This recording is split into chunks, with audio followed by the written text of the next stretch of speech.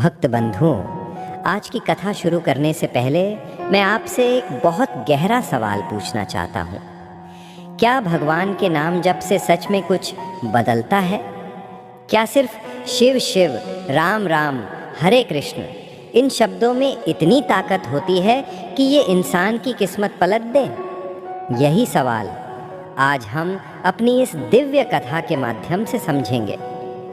लेकिन उससे पहले एक बात याद रखिए, गरुड़ पुराण में स्पष्ट कहा गया है कि जो भक्त कथा को बीच में छोड़ देता है वो अनजाने में भी एक बड़ा पाप कर बैठता है। क्योंकि कथा सिर्फ कहानी नहीं होती, ये भगवान का आशीर्वाद होती है। और जो शुरुआत से अंत तक श्रद्धा से कथा सुनता है, उसके घर में, उसके जीवन में भगवान की कृपा बिना बुलाए उतर आती है। भक्त बंधुओं, आज की भागदौड़ भरी जिंदगी में हम सब के पास समय कम है। काम, चिंता, परेशानियां, जिम्मेदारियां, लेकिन इन सब के बीच अगर हम कुछ ही पल भगवान की कथा सुन लें, उनका नाम जप लें, तो जीवन में ऐसे परिवर्तन आने लगते हैं जो हम समझ भी नहीं पाते। जैसे हनुमान जी ने अपने हर श्वास में राम राम राम बसाया हुआ था। इतना गहरा नाम जप किया कि उनके हृदय को चीरने पर स्वयं श्री राम उनके सीने में प्रकट हुए। इसी प्रकार भक्त बंधुओं, जब आप सच्चे मन से नाम जपते हैं तो भगवान आपके पास आते हैं। आपके शरीर में, आपके घर में, आपके आसपास उनकी एक अदृश्य शक्ति मंडराने लगती है। भक्त बंधुओं, भगवान का नाम जप कोई साधारण काम नहीं, ये वो शक्ति है जो थके मन को शांति देती है, घबराए दिल को साहस देती है और टूटे जीवन में नई रोशनी भर देती है। नाम जप से मन में शांति आती है, घर में लक्ष्मी का वास होता है, जीवन से गरीबी दूर होने लगती है और भगवान प्रसन्न होकर भक्त को अदृश्य रूप से आशीर्वाद देने लगते हैं। नाम जप वो द्वार है जो मनुष्य को न केवल सुख संपत्ति देता है, बल्कि धीरे धीरे मोक्ष की ओर भी ले जाता है, जहाँ दुख, भय और पीड़ा सब समाप्त हो जाते हैं। इसलिए भक्तों, हर दिन कुछ पल भगवान का नाम जपिए और देखिए कैसे आपकी किस्मत, आपका घर, आपका जीवन भगवान की कृपा से बदलने लगता है। आज इसी नाम जप की शक्ति को एक कथा से समझते हैं। बहुत समय पहले हिमालय की गोद में एक अद्भुत राज्य था। वो राज्य जितना सुंदर था, उससे अधिक शांत और उतना ही समृद्ध भी। उस राज्य के राजा का नाम था अशोक। राजा अशोक न सिर्फ पराक्रमी थे, बल्कि वे असाधारण विनम्र, दयालु और धर्मशील भी थे। जहाँ दूसरे राजा अपनी शक्ति पर गर्व करते थे, वहाँ अशोक अपनी शक्ति का श्रेय केवल एक को ही देते थे, अपने आराध्य भगवान शिव को। राजा अशोक के महल में कई वैभव थे, पर सबसे विशेष स्थान था मंदिर का। वो मंदिर महल के बीचों बीच था और वहाँ शिवलिंग सुशोभित था। राजा दिन में कितने ही राज्य कार्य क्यों न निपटाएं, सुबह और रात दोनों समय वो शिवलिंग के सामने बैठकर मंत्र पढ़ते थे, शिव शिव शिव शिव। उनकी आंखें मंत्र का उच्चारण करते हुए बंद हो जाती, मन स्थिर हो जाता और उनका हृदय एक ऐसी शांति से भर जाता जो शब्दों में व्यक्त करना कठिन था। लोग कहते, राजा अशोक आज इतने महान इसलिए हैं क्योंकि उनकी सांस में भी शिव बसते हैं। उनके राज्य में हजारों सैनिक थे, सैकड़ों हाथी और घोड़े थे, गोदाम अनाज से भरे रहते थे, नदियां चारों ओर बहती थीं और लोग सुखी थे। राजा जितने दानी थे, उतने ही न्यायप्रिय भी। जो भी दुखी होकर दरबार में आता, वो खाली हाथ नहीं जाता। लेकिन कहते हैं कि भगवान अपने सच्चे भक्तों की परीक्षा अवश्य लेते हैं, क्योंकि परीक्षा के बाद भक्त और भी निर्मल और भी सिद्ध हो जाता है। राजा अशोक का जीवन भी इसका उदाहरण बनने वाला था, पर उस समय उन्हें इसका अंदाज़ा भी नहीं था। एक दिन कैलाश पर्वत पर महादेव और माता पार्वती विराजमान थे। महादेव शांत भाव से ध्यान में बैठे थे। माता ने धीरे से पूछा, स्वामी, आपका वो भक्त अशोक, वो कितना अद्भुत भक्ति करता है, दिन रात आपका जाप करता है, ऐसा भक्त बहुत कम होता है। महादेव ने धीरे से आंखें खोली और मुस्कुराए। हाँ गौरी, अशोक एक सच्चा भक्त है, पर उसकी भक्ति में अभी एक कमी है। माता ने आश्चर्य से पूछा, कमी? किस बात की कमी? महादेव ने कहा, उसकी भक्ति में स्थिरता है, प्रेम है, समर्पण है, पर उसने कभी कठिनाई नहीं देखी। जब तक जीवन में सब अच्छा चलता रहता है, भक्ति की शक्ति नहीं जानी जा सकती। जब सब छिन जाए और फिर भी भक्त शिव शिव कहे, तभी उसकी भक्ति सिद्ध होती है। मैं उसे परखूंगा, जो भी होगा उसके भले के लिए होगा। माता ने चिंता से कहा, स्वामी सावधानी से, वो बच्चा सा भक्त है आपका। महादेव मुस्कुराए। गौरी, मैं अपने किसी भी भक्त पर उतनी ही परीक्षा डालता हूँ जितना वो सह सकता है। चिंता मत करो, उसके जीवन में होने वाली हर घटना अंत में उसे ऊंचाई ही देगी। उधर धरती पर राजा अशोक को आने वाले समय का कोई अंदाज़ा भी नहीं था। वो अपने दरबार में बैठकर प्रजा की समस्याएं सुन रहे थे, सैनिकों से अभ्यास की चर्चा कर रहे थे और फिर दोपहर को मंदिर में जाकर शिवलिंग पर जल चढ़ा रहे थे। लेकिन कुछ सप्ताह बाद राज्य पर एक अजीब सा बदलाव आने लगा। वर्षा नहीं हुई, नदियों का जल सूखने लगा, खेतों की मिट्टी फटने लगी, पशु बीमार होने लगे, तालाब सूख गए और धीरे धीरे अनाज के भंडार भी कम होने लगे। लोग घबराने लगे। गरीबों के घर में चूल्हे ठंडे पड़ गए, बच्चे भूख से रोने लगे और कुछ समय में ये सूखा इतना बढ़ गया कि पूरा राज्य संकट में आ गया। प्रजा राजा अशोक के पास रोती बिलखती आई, राजन हमें बचाइए, हम भूखे मर जाएंगे, हमारे खेत बंजर हो गए हैं, हमारे पशु मर रहे हैं, क्या करें? राजा ने उनकी आंखों में गहरी व्यथा देखी। वो तुरंत बोले, डरो मत, मैं हूँ। जब तक मेरे भंडार में एक भी दाना है, कोई भूखा नहीं रहेगा। राजा ने अपने विशाल गोदाम खोलने का आदेश दिया। हजारों सैनिक दिन रात अनाज बांटने लगे और राजा अशोक स्वयं लोगों के बीच जाकर उन्हें सांत्वना देते, उनके बच्चों के सिर पर हाथ फेरते और उन्हें भरोसा दिलाते कि संकट है पर शिव का नाम लो, सब ठीक होगा। लेकिन ये संकट थमने का नाम ही नहीं ले रहा था। कुछ महीनों में गोदाम लगभग खाली हो चुके थे, तब भी राजा रुकने को तैयार नहीं थे। वो अपने खजाने से सोना बेचने लगे, हाथी घोड़े भी देकर अनाज मंगवाते। राज्य की सीमाएं सुरक्षित रहें, ये भी महत्वपूर्ण था, पर लोगों का जीवन उससे भी अधिक महत्वपूर्ण था। हर रात वो मंदिर जाकर शिवलिंग के सामने बैठते और केवल एक ही प्रार्थना करते, हे नाथ, मेरी प्रजा आपकी संतान है, मुझे कुछ भी दो, कुछ भी छीन लो, पर मेरी प्रजा की रक्षा करो। पर उनकी आंखों में आंसू आते हुए भी उनके होठों पर वही शब्द होते, शिव शिव शिव शिव। और तभी एक दिन, जैसे संकट का अंत नहीं बल्कि नई शुरुआत हो, पर्वत के दूसरी ओर से एक विशाल आक्रमणकारी सेना ने राज्य पर हमला कर दिया। हजारों घोड़े, भारी रथ, लोहे के शस्त्र। उनका उद्देश्य स्पष्ट था, राजा अशोक का राज्य छीन लेना। सैनिक पहले ही भूख और कमजोरी से जूझ रहे थे। वे लड़े जरूर, लेकिन कमजोर शरीर ज्यादा देर तक युद्ध नहीं झेल सके। जनरल गिरते गए, योद्धा घायल होते गए और युद्ध भूमि धीरे धीरे पराजय की ओर बढ़ने लगी। राजा अशोक ने बहादुरी से आखिरी क्षण तक लड़ाई की, पर अंत में उन्हें पीछे हटना पड़ा। दुश्मनों ने राजमहल पर कब्जा कर लिया। राजा का राज्य, जिसकी सुरक्षा का वचन उन्होंने शिवलिंग के सामने लिया था, आज उनसे दूर हो गया। राजा अपने परिवार, पत्नी और कुछ विश्वसनीय सैनिकों के साथ घने जंगलों में छुप गए।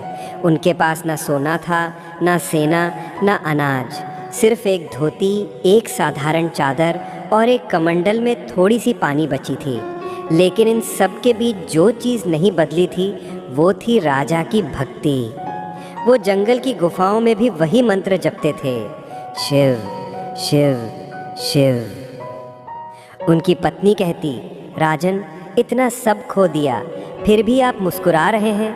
राजा धीरे से कहते, प्राणेश्वरी, मैंने सब तुम लोगों के साथ बांटकर खोया है, पर एक चीज़ मैं कभी नहीं खो सकता, मेरे भीतर बसा शिव। जब तक शिव का नाम है तब तक आशा है। जंगल कठोर था, भोजन मुश्किल से मिलता था, बच्चे रोते थे, पत्नी उदास हो जाती थी, पर राजा अशोक पानी की तलाश में, फल खोजने में, लकड़ी इकट्ठी करने में दिन भर लगे रहते और रात को फिर चंद्रमा की रोशनी में शिव का नाम जपते। धीरे धीरे दिन बीत रहे थे, पर जीवन आसान नहीं हो रहा था।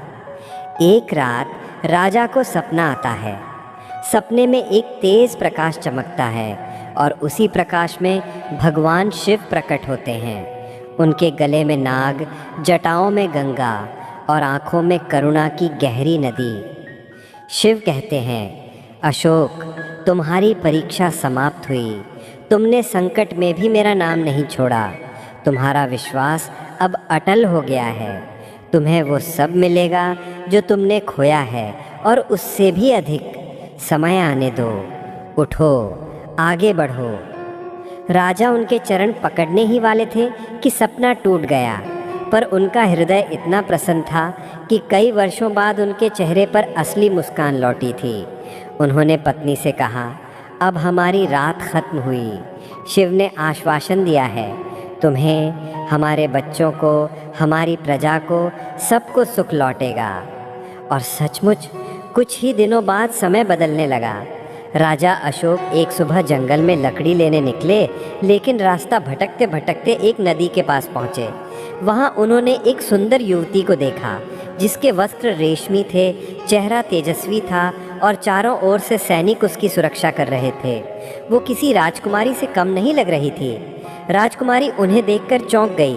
आप कौन हैं? ये रूप, ये वेशभूषा, आप साधारण पुरुष नहीं लगते। राजा अशोक ने मुस्कुराकर कहा, मैं एक समय में राजा था, पर आज सिर्फ एक साधारण मनुष्य हूँ। भाग्य ने सब छीन लिया है। राजकुमारी आश्चर्य से पूछती है, कौन सा राजा? राजा धीरे से बोले, राजा अशोक। राजकुमारी ठिठक गई। वो नाम पूरे उत्तर दिशा में प्रसिद्ध था। वो तुरंत आगे बढ़ी और विनम्रता से बोली, मैंने आपके दान, आपके साहस, आपकी भक्ति के बारे में बहुत सुना है, पर आपको इस अवस्था में देखकर हृदय रो रहा है। आपने अपनी पहचान क्यों नहीं बताई? राजा ने कहा, पहचान का क्या अर्थ जब राज्य ही न रहा। अब बस मैं शिव का भक्त हूँ, जो उसके आदेश का पालन कर रहा हूँ। राजकुमारी कुछ पल तक उन्हें देखती रही। उसे लगा जैसे भगवान ने इस क्षण को पहले से लिखा हो। वो राजा के व्यक्तित्व, शांत चेहरे और सरल वचन से प्रभावित हो गई। उसने धीरे से कहा, मैं आपको अपने पिता से मिलवाना चाहती हूँ, आइए मेरे साथ चलिए। राजा पहले हिचकिचाए, मैं इस वेश में कैसे जा सकता हूँ? राजकुमारी ने कहा, सच्ची पहचान वस्त्रों में नहीं, कर्मों में होती है। मेरे पिता इसे समझते हैं। राजकुमारी राजा अशोक को अपने साथ धीरे धीरे जंगल के उस रास्ते से ले जाने लगी जो आगे जाकर एक भव्य राजमहल की ओर जाता था। रास्ते भर राजा अशोक शांत थे, जैसे भीतर कोई गहरी अनुभूति उठ रही हो। उन्हें बार बार सपना याद आ रहा था, महादेव का वो आश्वासन। उन्हें लग रहा था शायद यही वो आरंभ है जिसे शिव ने संकेत दिया था। राजकुमारी ने विनम्रता से कहा, आप चलने में थक तो नहीं रहे? जंगल का रास्ता लंबा है।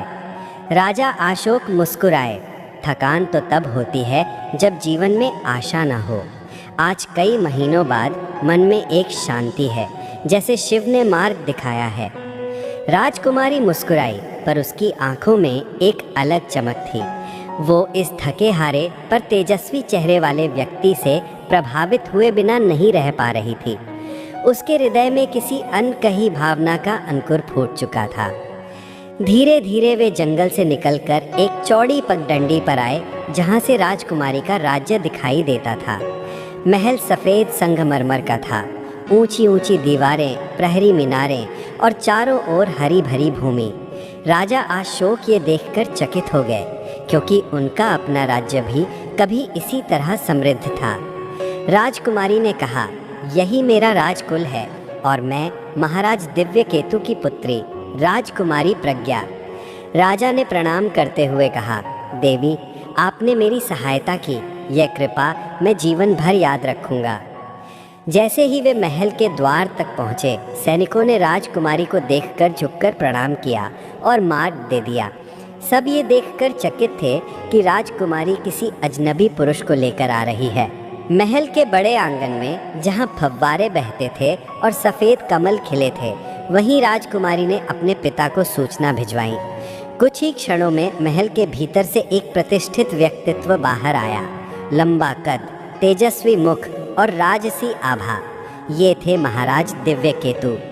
राजकुमारी प्रज्ञा आगे बढ़कर बोली, पिताश्री, मैं आपको किसी विशेष व्यक्ति से मिलवाना चाहती हूँ। महाराज ने राजा अशोक की ओर देखा। उनके कपड़े फटे थे, शरीर कमज़ोर था, पर उनके चेहरे में ऐसी दिव्य शांति और तेज था कि कोई भी तुरंत समझ सकता था कि ये साधारण मनुष्य नहीं। महाराज दिव्यकेतु बोले, आप कौन हैं वीर पुरुष, क्या नाम है आपका? राजा अशोक ने विनम्रता से कहा, मेरा नाम अशोक है। कभी मैं भी एक राज्य का राजा था, पर भाग्य ने सब छीन लिया। लोग भूख से मर रहे थे, इसलिए मैंने अपना खजाना, सेना, सब कुछ प्रजा पर न्यौछावर कर दिया। मेरे राज्य पर भीषण आक्रमण हुआ और राजगद्दी छिन गई। अब मैं परिवार सहित जंगलों में रहता हूँ। महाराज दिव्यकेतु कुछ देर तक मौन रहे, फिर उन्होंने पूछा, और इस कठिन समय में भी आप इतने शांत कैसे हैं? राजा मुस्कुराए, मेरा विश्वास है कि जो होता है शिव की इच्छा से होता है। उन्होंने मुझसे सब लिया है, पर विश्वास नहीं छीना। जब तक ये विश्वास है, मेरी हार कभी पूर्ण नहीं हो सकती। इन शब्दों ने राजकुमारी प्रज्ञा ही नहीं, स्वयं महाराज को भी प्रभावित कर दिया।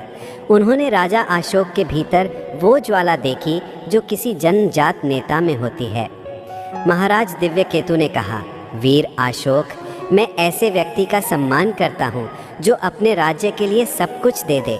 आए, मेरे साथ चलिए। राजा को महल में ले जाया गया। उनके लिए साफ वस्त्र, भोजन और विश्राम की व्यवस्था की गई। महीनों बाद राजा अशोक ने गर्म भोजन खाया। आंसू उनकी आंखों से निकल पड़े, पर ये दुख के नहीं, कृतज्ञता के थे। शाम तक राजा अशोक थोड़ा स्वस्थ महसूस करने लगे। उसी समय महाराज दिव्यकेतु ने उन्हें दरबार में बुलाया। जब राजा अशोक दरबार में पहुँचे तो सैकड़ों दरबारी, मंत्री और रक्षक वहाँ उपस्थित थे। सबकी निगाहें उन पर थीं।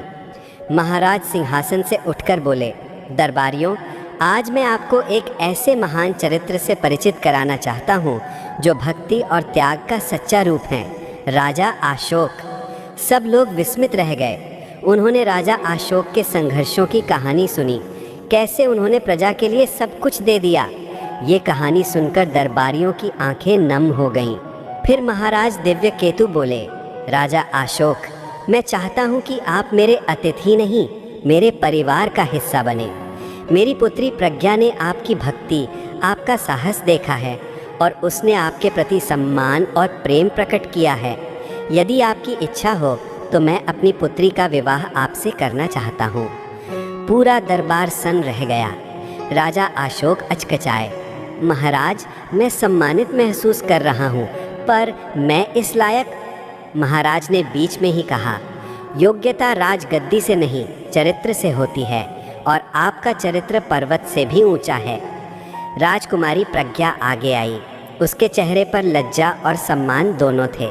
उसने धीमे स्वर में कहा, राजकुमार नहीं, इंसान बड़ा होता है, और आपसे बड़ा दिल किसी का नहीं देखा मैंने। राजा अशोक ने हाथ जोड़कर कहा, यदि यह शिव की इच्छा है तो मैं अस्वीकार नहीं करूँगा। और इस तरह 2 दिनों में पूरे राज्य में शुभ संदेश फैल गया। महल को फूलों, दीपों और रंगोली से सजाया गया। साधु संत आए, मंत्रोच्चारण हुआ और राजा अशोक और राजकुमारी प्रज्ञा का दिव्य वातावरण में विवाह संपन्न हुआ। विवाह के बाद लोगों ने राजकुमारी को बेहद खुश देखा। राजा अशोक भी लंबे समय बाद सुकून में थे। शिव का दिया हुआ वरदान धीरे धीरे खिलने लगा था। कुछ हफ्तों बाद महाराज दिव्य केतु ने राजा अशोक को अपने राज्य का सेनापति बना दिया। उनके हाथ में हजारों सैनिक आए और फिर राज्य की शक्ति दोगुनी हो गई। राजा अशोक ने अपनी बुद्धि, अनुभव और साहस से सेना को नए ढंग से तैयार किया। उधर दूसरी ओर अशोक का पुराना राज्य अब दुश्मनों के कब्जे में कमज़ोर पड़ने लगा था। उनकी सेना अत्याचार करती, प्रजा तड़पती और राजा के जाने के बाद वहाँ पूर्ण अव्यवस्था फैल चुकी थी। लोग दुआ करते, काश अशोक राजा वापस आ जाए। समय ने करवट ली। एक दिन समाचार आया कि विद्रोही गुट अब अशोक के पुराने राज्य पर कब्जा करने की तैयारी में हैं। ये सुनकर राजा अशोक ने महाराज दिव्यकेतु से कहा, पिताश्री, ये समय है जब मैं अपने राज्य को वापस ले सकता हूँ, पर अकेला नहीं, मैं आपके साथ मिलकर ये करना चाहता हूँ। दोनों राज्य मिलकर शक्ति बनेंगे। महाराज दिव्यकेतु ने गर्व से कहा, तुम मेरे पुत्र हो। मेरी सेना, मेरा बल, मेरा अनुभव सब तुम्हारे साथ है। और फिर वो दिन आया जब राजा अशोक की नई सेना अपनी नई पत्नी, अपने ससुर के साथ अपने पुराने राज सिंहासन को वापस लेने चल पड़ी। राजकुमारी प्रज्ञा स्वयं रथ पर सवार होकर बोली, मैं आपके साथ हूँ, विजय निश्चित है। अशोक और राजकुमारी का विवाह पूरे वैभव और परंपराओं के साथ संपन्न हुआ। जंगल में एक दिन जिसने अशोक को अकेला, टूटा फूटा और असहाय दिखाया था, आज वही अशोक महलों की रोशनी में खड़ा था। लेकिन उसके दिल में ना अभिमान था, ना घमंड, बस भगवान शिव के प्रति गहरा समर्पण था। पति पत्नी एक दूसरे का हाथ पकड़े जब शिव मंदिर पहुँचे तो अशोक के कदम खुद ब खुद कांपने लगे। वो जानता था कि ये सब, ये सम्मान, ये प्रेम, ये नया जीवन सब शिव की कृपा का प्रसाद है। राजकुमारी ने अशोक को देखते हुए कहा, स्वामी, आपने जो कष्ट सहे, जो अपमान झेले, वो किसी साधारण मनुष्य के बस की बात नहीं। आपके भीतर जो भक्ति है वही आपको आज यहाँ तक लाई है। अशोक मुस्कुराया, कष्ट तो भक्ति की अग्नि है प्रिय। जब धातु आग में झुलसती है तभी वो सोना बनती है। मैं तो बस अपने शिव का नाम जपता रहा, बाकी सब उन्होंने किया है। दोनों ने महादेव के सामने दीप जलाया और जल चढ़ाया। क्षण भर में मंदिर के भीतर शांति गहरी हो गई, जैसे समय थम गया हो। और तभी अशोक के मन में अजीब सा कंपन हुआ। उसे ऐसा लगा जैसे शिव की मूर्ति मुस्कुराई हो, एक हल्की दिव्य मुस्कान। राजकुमारी ने पूछा, स्वामी क्या हुआ? अशोक ने धीरे से कहा, मुझे लगता है महादेव अभी भी मेरे साथ हैं, जैसे मेरे हर कदम पर उनकी आशीष है। राजकुमारी भी स्तब्ध हो खड़ी हो गई। वो जानती थी कि अशोक के जीवन में जो परिवर्तन आया है वो किसी साधारण राजा के बल से नहीं, किसी साधारण संयोग से नहीं, ये भक्ति का चमत्कार था। दिन बीतते गए। अशोक अब अपने ससुर के साथ मिलकर शासन कार्य भी देखने लगा। उसके सलाह और निर्णय देखकर हर कोई हैरान रह जाता। वो बोलता, राज्य केवल राजा का नहीं होता, राज्य जनता का होता है। राजा तो बस उनके सुख दुख का प्रहरी है। एक बार राज्यसभा में चर्चा चली कि पुराने राज्य पर हमला करने वालों से बदला लिया जाना चाहिए। मंत्री बोले, उन्हें सबक सिखाना ही होगा। लेकिन अशोक ने हाथ उठाकर रोका, नहीं, बदला शासन नहीं कहलाता। हमें बुद्धि से काम लेना चाहिए, क्रोध से नहीं। समाज में भी लोग अशोक की दया और न्यायप्रियता को देख प्रभावित होते जा रहे थे। राजकुमारी भी गर्व से भर जाती।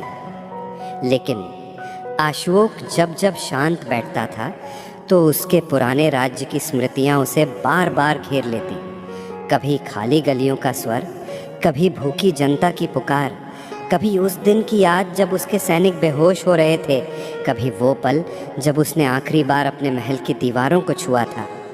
राजकुमारी ने एक दिन उसके कंधे पर हाथ रखा और कहा, स्वामी, अतीत दुख देता है, पर वही हमें आगे बढ़ने की शक्ति भी देता है।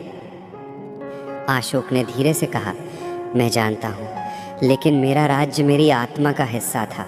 उसे वापस पाना केवल मेरे लिए नहीं, मेरी जनता के लिए है। राजकुमारी मुस्कुराई, तो फिर हम दोनों और पूरा राज्य आपके साथ है। कुछ महीनों तक अशोक ने सीमाओं का निरीक्षण किया, हर गांव का हाल जाना, हर सैनिक की क्षमता देखी। वो युद्ध चाहता ज़रूर था, लेकिन वो चाहता था धर्म युद्ध, युद्ध जो न्याय के लिए हो।